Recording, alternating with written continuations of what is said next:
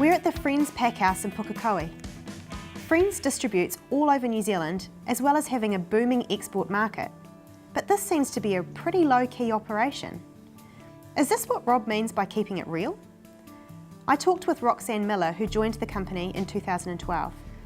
The team probably puts through about 25,000 dozen eggs a week on average. Wow. So Roxanne, where do the eggs go? All around New Zealand. They go to supermarkets, they go into the hospitality sector, a lot of restaurants and cafes. Our organic eggs go into organic traders, our certified organic eggs. We send some offshore. We've got a developing export market. We've been exporting for 20 years. We were the first ones into America, but we've recently pulled out of America because of the dollar and the cost. It was just not sustainable.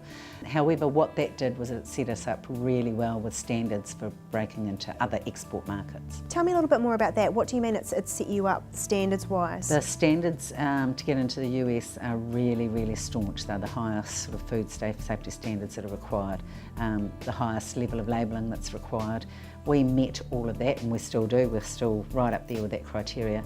And that made us really export ready when we were looking at other markets. We have been exporting into Asia for, I think it's 11 years. It was sort of before my time. So we've been doing that, but at a very stable rate for a long time. We haven't pushed it, and now that we're in growth, we're looking with some focus on the export market. So what proportion of the total egg production do you think is actually exported versus domestic? Less than 10% of our production goes offshore. We are working to double that in the next 12 months. Wow. And is Asia the market that you're focusing on Asia there? is the market, it's the most accessible. It's also where we're able to sort of duplicate the model of what we do already. We haven't been great at actually working in that market. We've mainly used partners who are consolidators, who have those relationships, those networks, and understand business in Asia. And we now have a roving ambassador, is what Rob's calling him, a business partner who spends a lot of time up there and has really good networks and connections, with a lot of support from some other organisations that we work with, including banks and NZT&E. So we're working with those markets. We would really like to partner with someone up there as a distributor, and that's what we see coming out this year. Like many homegrown enterprises, Frenz has had to make many changes in its business model. We've come out of quite a sticky time. The last 2 years the company has turned around 100%. I don't think there's anything that's the same, except the values and ethics around growing eggs, the farmer relationships. Those core values and those core drivers are still the same. The business model has changed significantly. Over the last 2 years, we've got some systems and processes in place, and we understand our business a lot more. We do a lot more analytics than I don't know how much we ever did before beyond sales figures, really. But we have a much greater understanding of what the volume eggs are coming in, when. We're much more planning focused. We're looking 2 years ahead around growth and what that looks like. Rob's not shy about speaking out about your competitors. Do you think that's had any impact on the business? Absolutely, in the early days. It was probably critical, where people understood inherently what free range meant and what organic meant. I don't know whether they understood the alternative at that point. Now, with all the various information that's out there now, I think that was probably critical in developing the brand. We've built our credibility and we can stand by it, and so it's probably slightly less important. Rob's done the good work. Now it's up to us, and we do that through the likes of being aligned with conscious consumers, lots of not lobbyists, but groups that come and look at our processes and audit them and make sure that we are who we say we are and can put our hand on our heart. So that's the validation that we have going forward, I suppose. Well, we're still not sure which came first, the chicken or the egg. But we thought Rob Darby should definitely have the last word. I can't see myself buying a motorhome and retiring into the sunset. And I certainly can't see myself moving into the city and breathing that air you can see. My job in Frenz is to make sure the vision continues. And for sure, when I talking too much about the memories and not enough about the vision, then it is time to make sure that other people are capturing that vision. And I think we've done that at Frenz. We have systems and processes in place now that support people like Donna and other farmers and enable them to continue, and new farmers to come in and continue. So I'm not worried about that anymore. Rob, Darby and Frenz continue to think forward while retaining the unique brand integrity. Join us next week when we visit a boutique dairy farm and find out if small is still viable.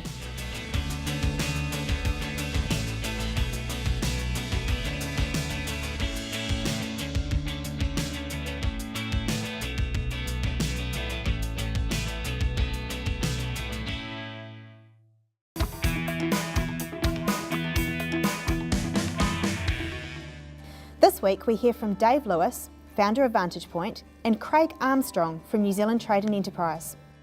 I asked Dave about the importance of a name. Well, great question. I think every business has got a name, but not every business has got a great brand. And I think when you look at this word Frenz on the side of a packet in a commodity market, let's face it, eggs, literally dime a dozen, probably in many markets. Frenz is a 5-letter acronym, but it's got some real meaning behind it.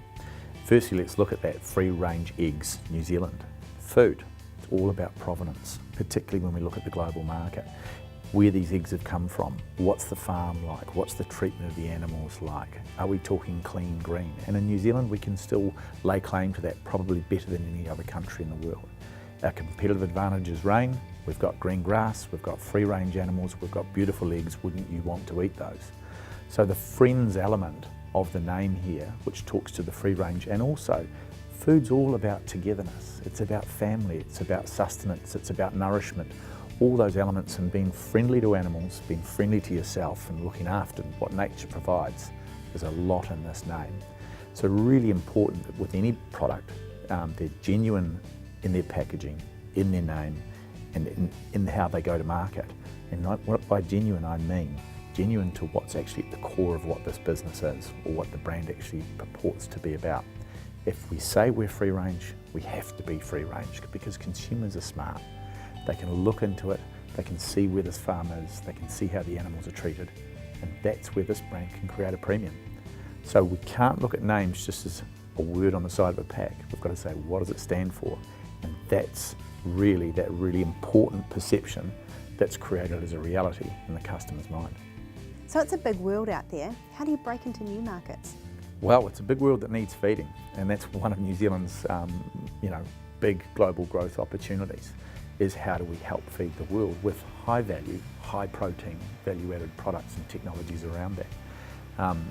Eggs, real commodity space, as I've already said, but I'm guessing that what they need to understand is all those elements of provenance and free range. Where are those valued most in the world? Now, it won't be for all markets, but there will be particular markets, potentially in Asia, where the fact that I can eat an egg that's roamed free on a beautiful green pasture on another side of the world that I can only aspire to want to go and visit, I'll pay a premium for that. Now, that's how you crack into new markets. Excuse the pun. That's how you crack into new markets. Irrespective of your product, where is what our product's about valued most? And that's where you go and you outcompete the competition on that basis. Thanks, Dave. I talked with Craig about the difficulties of exporting products like eggs. Well, they are a difficult product, aren't they? And I think that one of the benefits that New Zealand has for some of this fresh produce is the fact that we are able to come back to and point to a fantastic environment that we've managed to create and maintain. We're pest-free, we're disease-free, we've got great animal welfare, we have a very good food safety and system and a set of regulations. I think that in part is the key to firms such as Frenz being able to grab and maintain the margins that they do have. Arguably what we've also got is a great national airline that has been able to think very carefully and being very commercial about the air linkages that it's made internationally. So to be able to land in one leap in a city that values those environmental credentials are probably two of the key aspects to success. Of course, the third in that is the ability of a firm to use its brand and focus on its ability to brand itself and to market that brand internationally. And I think that Frenz is an example of a company that's done that very, very well. And how important do you think product traceability is these days?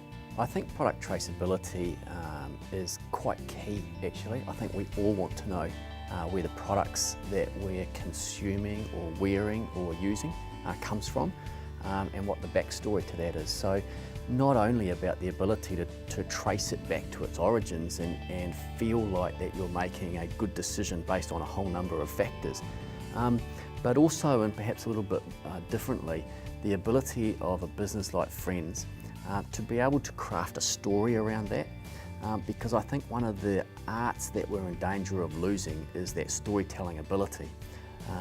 There are a number of cultures, especially Indigenous ones, that have been able to hand down their stories of what they do and how they do it through storytelling very effectively. And I think it's up to us and businesses especially to also be able to capture and maintain that craft. The better you are able to tell a story, then often the better the connection that you have with a marketplace that is looking for more than just a product that has some standard features and benefits. It's the story that goes along with it and the personalities that sit in behind it, and why those people made the decisions that they did, and to see them in the flesh and to see them telling their story and being passionate about that, it's something that just can't be copied and created. So traceability from that angle probably takes on a slightly greater importance when wrapped up in that context of storytelling.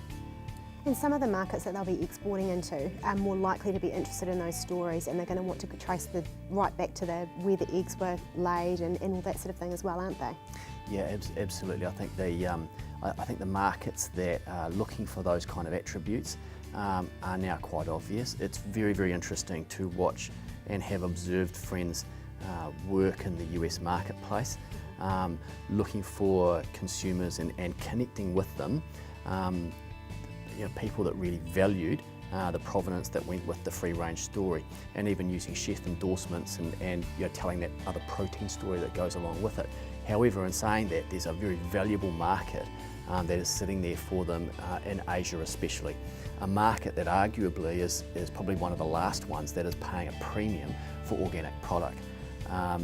20-25% realisable premium in the Asian marketplace relative to other parts of the world, Australia, New Zealand, America, where organic has actually become mainstream from a return perspective. We pay no more for an organic product than we do another standard product, but in Asia they're still paying a premium for it. Being able to take a product, put it into the Asian marketplace, get a premium back for it and bring it alive in the category and in store around some of that storytelling and the personalities behind it, fantastic. Craig, how could NZTE help a business like Frenz? New Zealand Trade and Enterprise has been working with Frenz for some years now, actually. I think the key for Frenz, and look, really I'd like to put this question to them and have them answer it rather than me, but from my perspective, the thing that we've done most effectively for Frenz is be able to bring the voice of the market back to the firm. And when you're talking about a market that is many, many miles away, then the cost associated with going to that market and picking up the trends and picking up the concerns of people and what people are making their purchase decisions on is quite an expensive exercise. As an organisation, we've got 38 offices based internationally. Those offices supply us daily with insights and perspectives and the drivers of consumer purchase decisions and what the channels and those retailers are looking for in terms of a product. Our ability to aggregate that and bring it back and make it available to businesses in New Zealand is arguably the reason that a number of businesses would choose to work with us. Thanks, Craig.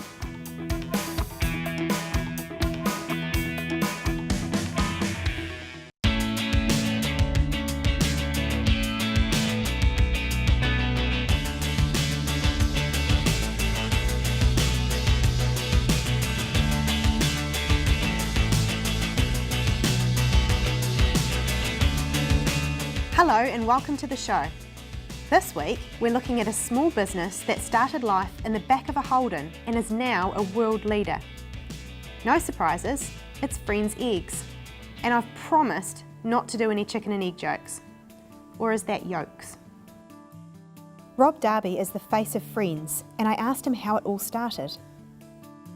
So back in '79, we bought this farm just between Pukekohe and the Bombay Hills, and started to do a bit of research around the hens in particular. And I was milking a couple of cows and doing all that sort of stuff, and had our own veggie garden, and that was all fine, but I couldn't find hens that would range. You could buy these hens from the battery people down the road. They couldn't walk, they couldn't scratch, they looked terrible, no feathers.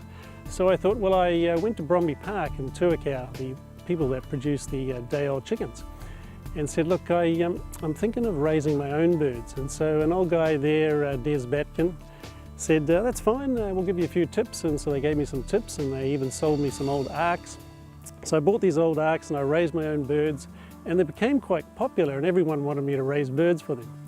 And I also had my own flock of birds that was supplying quite a lot of eggs. So I took them into the city, into Auckland City, and I found a shop called Harvest Whole Foods. And they said, yeah, we'd love these free-range and organic eggs, great. So 2 or 3 times a week I'd load up the Holden, put the back seat down and tear in there and unload all these eggs. They became so popular that they would ring me up and ask for more and more supply, which led to a bit of a dilemma, because back then you couldn't have hens unless you had a license for a hen. It was all regulated.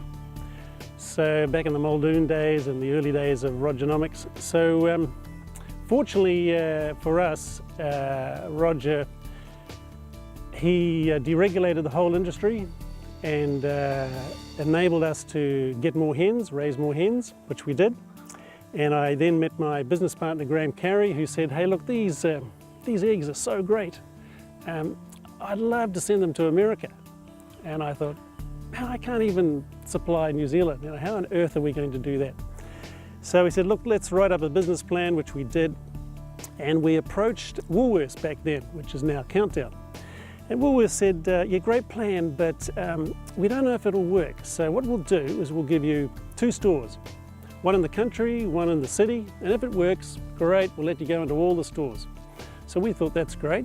So we put them into Pukekohe store, the rural store, and they gave us a nice new store, 277 up there in Newmarket, just been built. And we loaded up the shelves, and we stood back and we watched people coming along.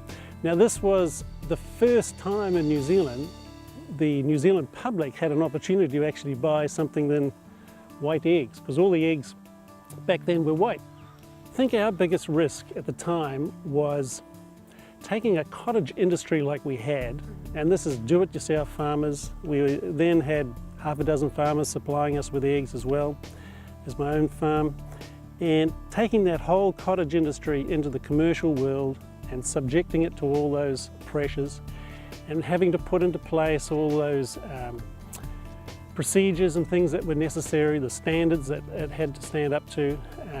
And right at the very beginning, we wanted to make sure that it was kept real. You know, we didn't want to just have free range as per name. We wanted it to be a genuine product and a genuine brand. Now, Frenz is considered one of the world leaders in free-range egg production. How did you earn that reputation and how do you maintain it? Well, as you know, our reputation is easily tarnished. And as I said before, we set out right at the beginning with setting up standards that were both sustainable and kept it real in the public's image. So have you followed customer demand around traceability of the product? A quarter of a century ago, long before traceability was a buzzword or popular, we were looking to supply America. And the USDA is the hardest market in the world to get into.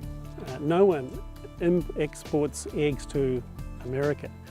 America exports eggs out of America, but no one sends them into America. And they set up some incredible standards for us that we had to meet. And one of those disciplines was traceability. So if you look at our packs of eggs now, every pack of eggs has a flock number above the best before date. And you can go to the website, Frenz website, punch in the flock number, and you'll get to visit the farm that produced your eggs, get to visit the farmers that produced your eggs, and see the hens that provided those eggs. So that was a great discipline to have, and we brought that back way back then and introduced it also to the rest of the people in New Zealand. The other big discipline they gave us was, in the States, all eggs have to be clean. Now back then, you know, if they didn't have dirt on the eggs, they weren't free range. But of course nowadays those expectations are a lot higher. So 25 years ago, the States taught us to clean all the eggs, sanitize the eggs, and make sure that they were kitchen safe, so that they could be handled in the kitchen and you could handle raw food like salad and eat it without having to worry about getting sick.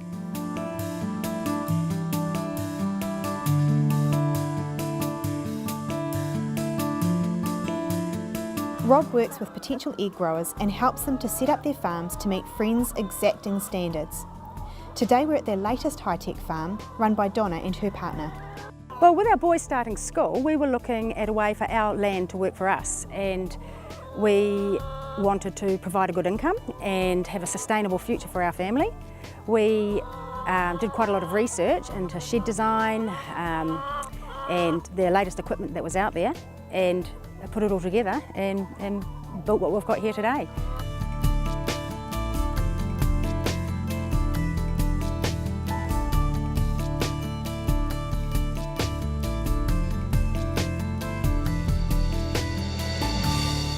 And why Frenz? What made you decide to go with them?